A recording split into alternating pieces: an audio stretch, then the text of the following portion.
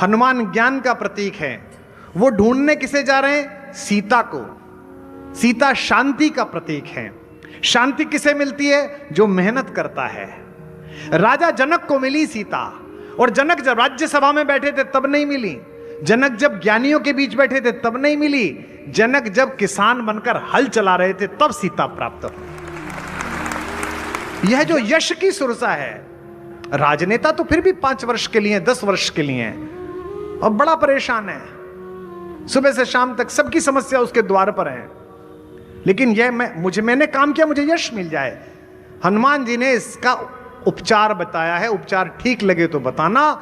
यश की सुरसा जब मन में बड़ा आकार करने लगे, उसी पल स्वयं को सबसे छोटा बना लो, तो इससे बाहर निकल आओगे, सुरसा परास्त हो जाएगी।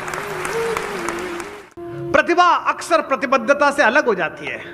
प्रतिभा को लगता है कि मैं प्रतिबद्ध कैसे हो सकता हूं। इस देश में हनुमान कम नहीं है। इस देश में हनुमानों को जगाने वाले जामवंतों की कमी। मुझे प्रसन्नता है कि मुझे अगर 1 लाख लोग सुनने आते तो 70,000 युवा होते हैं। मुझे प्रसन्नता है कि 80% युवा होते हैं और आज भी बैठे इंजीनियरिंग के लड़के पीछे। मैं उन सबको जगाता हूं। उद्देश्य बड़ा है। हे पवन तनय अंजनी लाल, अपनी तंद्रा को त्यागो तुम, संपूर्ण शक्ति के साथ साथ हे राम दुलारे जागो तुम। हे कामरूप शंकर स्वरूप बजरंगी नाम तुम्हारा है, अपने जीवन को याद करो, यह जंगी काम तुम्हारा है। सूरज को तुमने ग्रास किया, शैलों को तुमने तोड़ा है, जिस बल से ऐसे काम किए वे बल कबरक को छोड़ा है। रणधीर उठो, बलवीर उठो, अब लाज तुम्हारे हाथों में, एक कृपा धाम के कृपा पात्र यह काज तुम्हारे हाथ। लोकसभा विधानसभा भारत नहीं है। 140 करोड़ लोग भारत हैं। 1/140 करोड़ भारत मैं हूं, 1/140 करोड़ भारत आप हैं। अपने हिस्से का भारत निर्माण प्रारंभ कर दीजिए। ये देश 25 वर्ष बाद जब 100 का होगा तो पूरा विश्व इससे आध्यात्मिक, आर्थिक, बौद्धिक नेतृत्व ले रहा होगा। ये मैं आज से घोषणा करता हूं, मुझे पता है। लेकिन अगर बटकर रहे, अगर अपनी अपनी प्रतिभा की अहमन्यता में रहे, तो ना समाज का निर्माण होगा, ना संगठन का निर्माण होगा, ना देश का निर्माण होगा, ना आपका निर्माण होगा। बल पाइए अपरिमित, लेकिन विनम्रता रखिए हनुमान के जैसी। आकाश में हनुमान चले, भगवान के जीवन के सबसे संकटपूर्ण क्षण में खड़े हुए साथ। भगवान राम सबका संकट टालते हैं, लेकिन भगवान के जीवन में एक संकट आया कि उनकी बाईं भुजा के समान, दाईं भुजा के समान प्रिय लक्ष्मण जी मूर्छा में आ गए। और सुषेण वैद्य ने कहा कि सूरज के निकलने से पहले अगर जड़ी नहीं आई संजीवनी तो प्राण नहीं बचेंगे। भगवान रोने लगे मनुष्यों की तरह। मेरो शब पुरुषार्थ थाको, विपत्ति विदारण बंधु बाहु बिन। विपत्ति को चीर देने वाले बाह जैसे भाई के बिना मैं क्या करूंगा? करत भरोसों का को, मैं अयोध्या जाके क्या करूंगा? मैं सीता को वापस लाके युद्ध जीत के भी क्या करूंगा अगर ये साथ नहीं गया?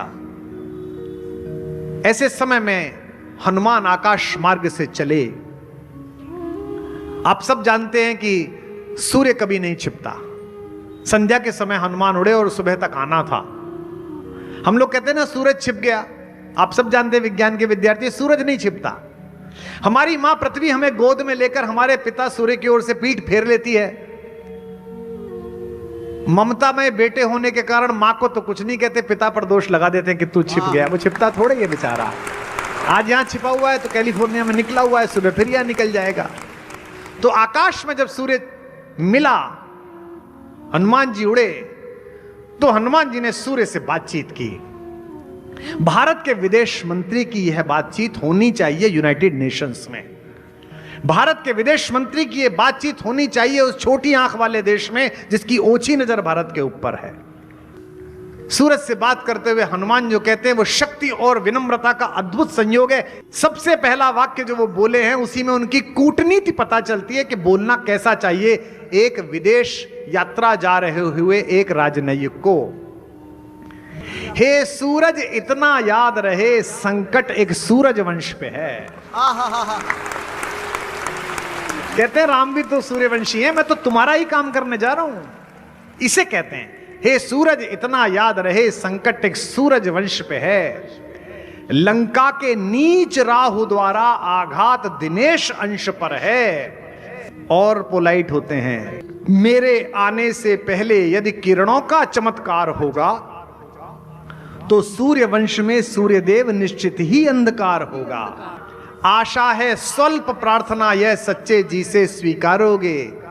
आतुर की आर्त अवस्था को होकर करुणार्ध निहारोगे। इसलिए छिपे रहना भगवन। जिसने राम के अलावा किसी को ईश्वर नहीं माना वो सूर्य से कह रहा है, हनुमान जी कह रहे हैं, इसलिए छिपे रहना भगवन।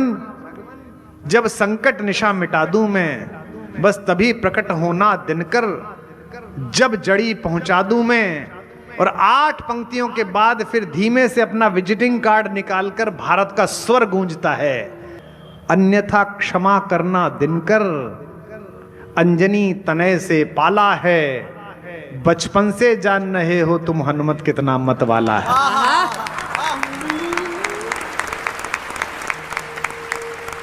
यह स्मरण अलंकार। भारत के वीर शहीदों पर कायरतापूर्ण हमला हुआ पुलवामा में। भारत की सरकार ने, भारत की सेना ने उसका बदला लिया और सरहद के पार जाकर उन नरपिशाचों का निर्मूल किया। मैं राजनीति में था दुर्योग से उस समय। नहीं, इसमें क्या, इसमें बुरा क्या मानना, सबको थोड़ी फलती है, हमको नहीं फली। मैंने कहा ये बात सेनानी करो प्रयाण अभय। मैं जिस दल में था उसके मुखिया नाराज हो गए। उन्होंने कहा गलत बात है। उन्होंने सरकार से सबूत मांग लिए। मैंने बताया उनको कि ऐसा मत करिए, पूरा देश ताली बजा रहा है, प्रसन्न है, बीच में मुंह मत दीजिए।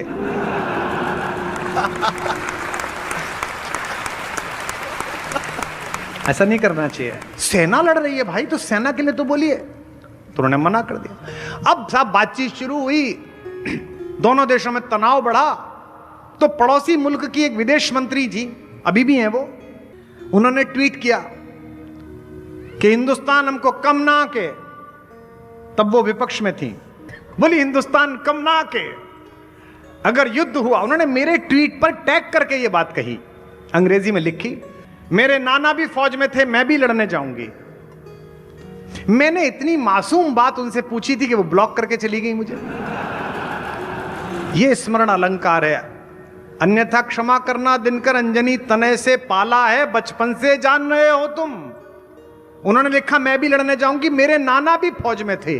तो मैंने सिर्फ इतना पूछा कि मोहतरमा आपके नाना ढाका में पोस्टेड थे? ये स्मरण अलंकार है। बजरंगबली कहते हैं अन्यथा क्षमा करना दिनकर, अंजनी तनय से पाला है, बचपन से जान रहे हो तुम हनुमत कितना मतवाला है। और अगली 2 पंक्तियां देखिएगा, वही आपके अंदर विस्फोट पैदा होगा। ये भारत का स्वर है, हनुमान का स्वर भारत का स्वर है। इसलिए राम का मंदिर बनाने के लिए तो विशेष योजना करनी पड़ती है। 500 वर्ष लग गए विग्रह में वापस राम को प्रतिष्ठित करने के लिए। लेकिन हनुमान तो किसी भी गांव में पीपल के नीचे एक अनगढ़ पत्थर को गेरू से पोत कर माए अगर अपना मंगल मना ले तो भगवान स्वयं प्रकट हो जाते हैं, बजरंगबली का पदार्पण हो जाता है। इसीलिए चूंकि भारत का स्वर हनुमान का स्वर है। मुख में तुमको धर रखने का फिर वही क्रूर साधन होगा। बंदी मोचन तब होगा जब लक्ष्मण का दुख मोचन हो।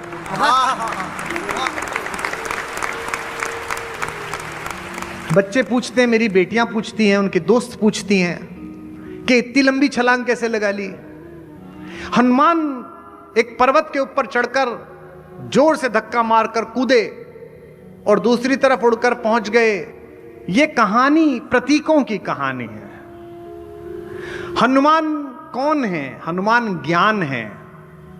बहुत सारे बच्चे आए इंजीनियरिंग के, बहुत सारे बच्चे आए मेडिकल कॉलेज के।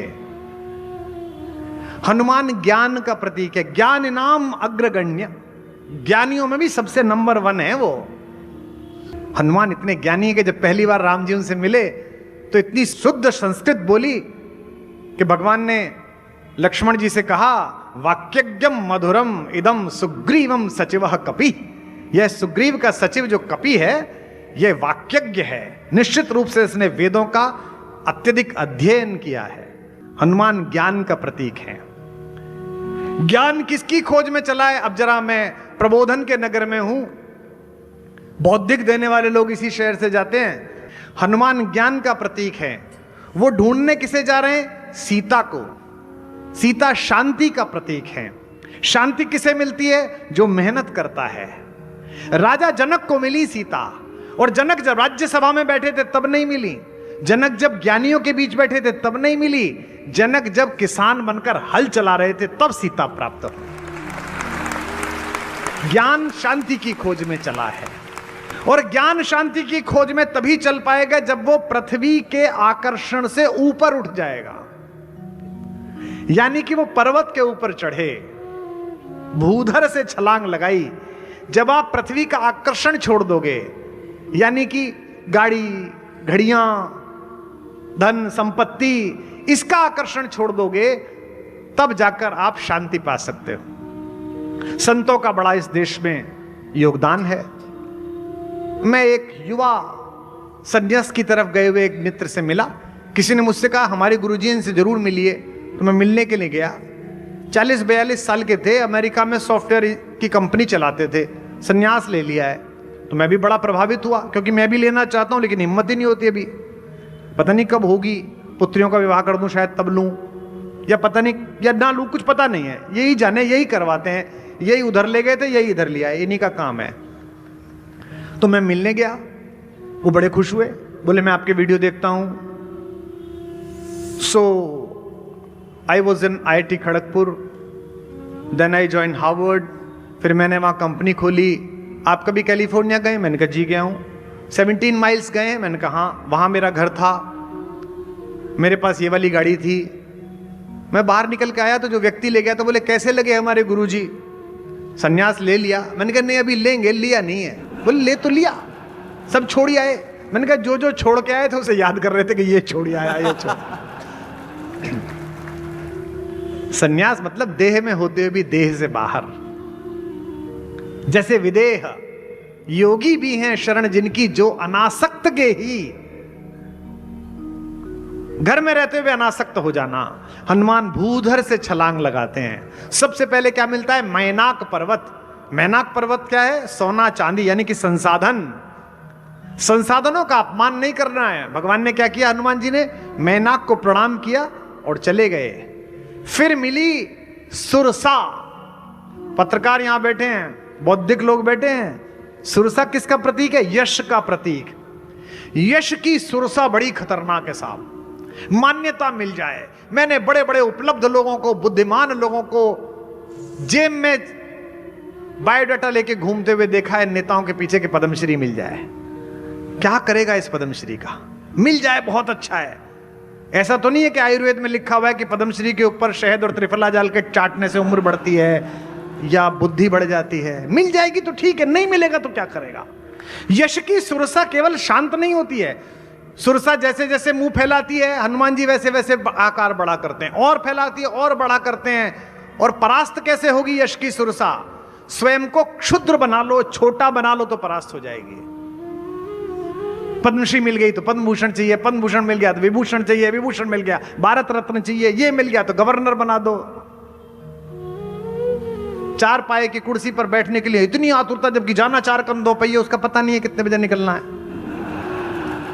यह जो यश की सुरसा है, राजनेता तो फिर भी 5 वर्ष के लिए, 10 वर्ष के लिए, और बड़ा परेशान है, सुबह से शाम तक सबकी समस्या उसके द्वार पर है।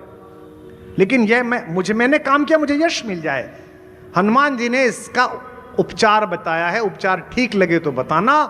यश की सुरसा जब मन में बड़ा आकार करने लगे, उसी पल स्वयं को सबसे छोटा बना लो तो इससे बाहर निकल आओगे, सुरसा परास्त हो जाएगा। प्रतीक समझो इस पूरी हनुमान की यात्रा का। पहुंचे हैं तो लंका कैसी है? सोई हुई लंका है। क्यों? क्योंकि सोने की लंका है। सोना अर्थात सामर्थ्य, सोना अर्थात संपत्ति। संपत्ति और सामर्थ्य के चक्कर में जो पड़ा वो गहरी नींद सोया हुआ है। संतोष साधन से नहीं आता।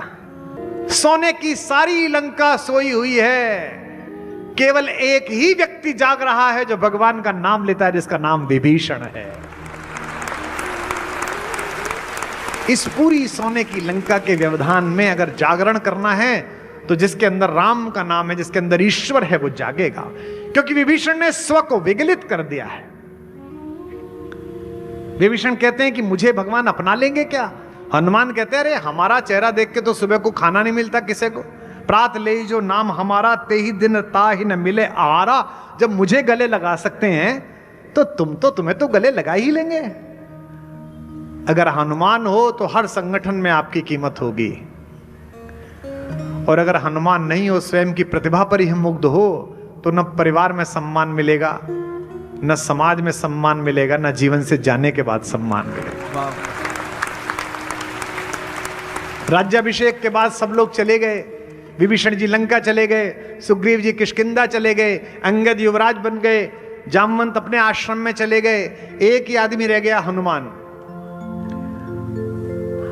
अब ये बंबई में शपथ ग्रहण समारोह के आनंद में हम में से किसी को बुला लें कि कुमार जी आइए, और हम इनके घर में ही रुक जाएं 13 दिन, तो ये पूछेंगे कि भी जाएगा कब ये कवि? तो भगवान ने कहा कि यार ये जा ही नहीं रहा है। हमारी बुंदेली राम कथा में आती है कहानी, बड़ी मजे की है। तो भगवान ने मां से कहा, सीता से रात्रि में, कि सुनो, ये हनुमान को भी कोई राज्य दे दिया जाए, इसको भी कोई दायित्व, कोई पद दे, ये जाए अपना काम करे, बड़ी सेवा की इसने, तो कल इससे बात करो, अब ये जाए, काम पूरा हुआ, अपना काम देखे। सीता जी ने कहा ये काम मुझे मत देना, खबरदार जो मुझसे ऐसा काम कहा, मैं ना कहूंगी उसे अयोध्या छोड़ने को। और अगली बात परिहास में सीता जी ने जो कही, उसे राम जी ने भी बुरा नहीं माना, आप भी मत मानिए।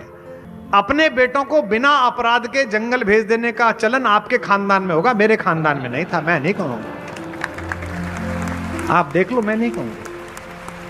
बेचारे राम जी ताना सुन के सो गए। सुबह उठे, भरत जी मिले, प्राइम मिनिस्टर, प्रधानमंत्री थे वो उनके राज्य के। उन्होंने कहा भरत, ये हनुमान के लिए कोई पद निकालो और इससे कहो कि जाए। भरत ने कहा जी देखो प्रभु, ऐसा है, हमने तो चिता सजा ली थी ये मान के कि आप नहीं आ रहे, हमको तो आश्वस्ति हनुमान ने दिया कि नहीं चिंता मत करो, लौट के आ रहे हैं, तो मैं नहीं कहूंगा। और 14 वर्ष भाई का वियोग क्या होता है ये मैंने जाना है। अब मैं हनुमान के वियोग में नहीं जीऊंगा, मैं नहीं कहूंगा। लक्ष्मण जी से कहा कि लक्ष्मण जी तुम बोलो। लक्ष्मण जी ने कहा प्रभु आप तो बड़े भैया थे, आपसे तो बात डायरेक्ट संभव ही नहीं थी, और माता का इतना आदर है कि बिछुए ही देखे, चेहरा देखा नहीं। हमारे तो आखिर के सारे वर्ष इन्हीं की मैत्री में कटे, और मैं तो जब मूर्छित हो गया था आपने तो सारा रोने पीटना प्रारंभ कर दिया। वो तो ये नहीं होते तो मैं क्यों होता? तो मैं अपने मुक्तिदाता को वापस नहीं भेज सकता। अंत में रामचंद्र जी ने शत्रुघ्न जी को बुलाया, बोले बेटा तुम इनसे बोलो कि ये चले जाए। वो बोले जी ये बहुत अच्छी रही, पूरी रामायण में मैं बोला नहीं, और अब मैं इनसे बोलूं। बोले प्रभु इतना भी मतलब भाइयों में विभेद मत करो, मेरे बस की नहीं है। अंत में दुखी होकर, सब तरफ से निराश होकर, भरी राज्यसभा में हनुमान जी की प्रशस्ति में एक भाषण दिया राम जी ने, जिसको कार्यमुक्त करती है पार्टी, पहले उसकी प्रशंसा करती है कि आपने इस पद पर बहुत अच्छा काम किया, आपकी सेवाओं का बड़ा स्मरण किया जाएगा, आज से आपको इस कार्य से मुक्त किया जाएगा। तो भगवान जी ने पहले भाषण दिया, बोले बेटा तुमने बड़ी मेहनत की, ओ हो बेटा, मैं तो देखो आज छोड़ गया था लक्ष्मण के समय, और बेटा तुमने वो जो किया पुत्र, तुम मेरे बेटे के समान हो, भाई के समान हो, तुम मोई प्रिय ही भरत ही सम भाई, क्या बात है तुम्हारी, हा। और तुमने जो किया, और मैंने जो राज्य पे बैठा हूं तुम्हारी वजह से। और लक्ष्मण का जितना उपकार है, सुग्रीव का जितना उपकार है, तुम्हारे सुग्रीव से भी दुगने उपकार मुझ पर हैं। अब एक काम करो, तुम भी कोई एक पद लेके जाओ, यहां से जाओ, अपना काम करो। हनुमान जी समझ गए, वो भी ज्ञानी है, ज्ञानी नाम अग्रगण्य है, वो बिल्कुल भावुक नहीं हुए, जाना तो था ही नहीं उन्हें। तो वो खड़े हो गए, बोले साहब आपने जो स्टेटमेंट दिया है इसमें थोड़ा गड़बड़ है। आपने अभी कहा कि सुग्रीव से दुगने उपकार है मेरे, और एक पद ले ले। सुग्रीव के जितने उपकार थे उसमें उसे एक पद दे दिया, राजा बना दिया और मेरे दुगने और पद भी एक ही, तो मुझे कम से कम 2 पद तो दो। तो राम जी ने सोचा, लालच आ गया इसके मन में। राम जी ने कहा ठीक है 2 पद चुन ले। तुरंत ही हनुमान जी चरणों में बैठ गए और दोनों पद पकड़ लिए, बोले बस यही पद दे दो, इन्हीं में चरण रहती जाएगा, ये 2 पद मुझे चाहिए। सारी योग्यताएं, मनोजवम, मन की गति से चलने वाले, मारुत तुल्य वेगम, जितेंद्रियम, इंद्रियों पर विजय पाने वाले, बुद्धिमताम वरिष्ठम, बुद्धिमानों में वरिष्ठ, वातात्मजम, पंच तत्वों में से एक, वायु के पुत्र, वानर यूथ मुख्यम, ये सब क्वालिफिकेशन एक शब्द में समाई, क्या? श्री रामदूतम।